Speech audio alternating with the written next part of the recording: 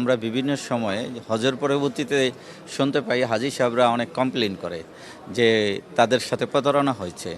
তো আমি সেই প্রথম বাংলাদেশ ধর্ম মন্ত্রণালয় থেকে প্রথম জানতে পেরেছি যে আপনারা এখানে যারা হজের মেলায় আসছে, যে ট্রাভেল এজেন্টগুলো বা হজের এজেন্ট, তারা কি সরকার কর্তৃক অনুমোদিত কিনা, তারা আমাদেরকে নিশ্চিত করেছেন, নিশ্চয়তা দিয়েছেন যে এরা অনুমোদিত। যেহেতু তারা সরকার কর্তৃক অনুমোদিত, তাহলে মনে হচ্ছে যে এখানে প্রতারণার সুযোগটা খুবই কম থাকবে।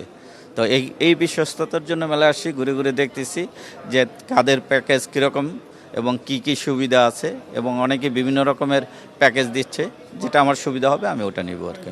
হজ মেলায় আসার অর্থ হলো যে অনেক সময় অনেক মধ্যবর্তীকালীন দালাল ফরিয়ার মাধ্যমে মানুষের হজের নিয়ে যাওয়ায় অনেক প্রতারিত হয়। এবার সরকার যে ব্যবস্থা করেছেন এটা অত্যন্ত সুন্দর।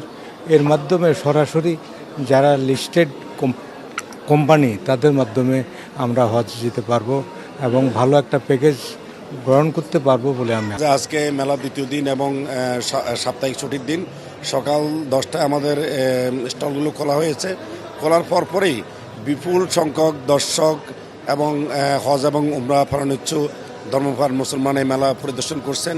বিভিন্ন স্টলে তাদের পছন্দ অনুযায়ী প্যাকেজগুলো নির্বাচিত করে তারা মেলায় বুকিং করছেন।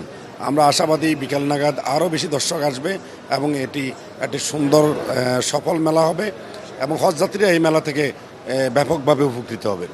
আমরা এই মেলাটা শুধু এখন ঢাকায় আমরা আয়োজন করেছি, এটি সারা বাংলাদেশে আমাদের করার পরিকল্পনা রয়েছে বিভিন্ন জেলা লেভেলে। কারণ আপনি জানেন যে সারা বাংলাদেশ থেকে হজযাত্রীগণ হজে যান, উমরা যান। প্রত্যন্ত অঞ্চলে আমাদের অফিসগুলোর সরাসরি যোগাযোগ না থাকাতে সেখানে সহজ সরল মানুষগুলোকে কিছু সংখ্যক দালাল তাদেরকে প্রতারিত করে থাকেন। ভবিষ্যতে আমাদের পরিকল্পনা আছে জেলা লেভেলে আমরা এই মেলার আয়োজন করব, যাতে মানুষের মধ্যে এজেন্সিগুলোর সাথে একটা ব্যাপক যোগাযোগ সম্পর্ক আমরা তৈরি করতে পারি, যাতে মানুষগুলো সঠিক তথ্য পায় এবং প্রতারকের হাত থেকে যাতে তারা রক্ষা পায়।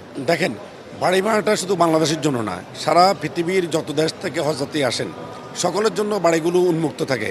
এমন নয় যে সেখানে বাংলাদেশি হজযাত্রীদের জন্য আলাদা কোনো বাড়ি নির্ধারিত রয়েছে। তো সুতরাং বাড়ি ভাড়া করার সময় আমাদেরকে প্রতিযোগিতা করতে হয় সকল দেশের সাথে। সেখানে আমি যদি বাড়ির মূল্য কমিয়ে নিয়ে আসতে চাই, তাহলে আমাকে বাড়ির মান কমাতে হবে, দূরত্ব বাড়াতে হবে। এটাই হজযাত্রীদের কষ্ট বাড়বে।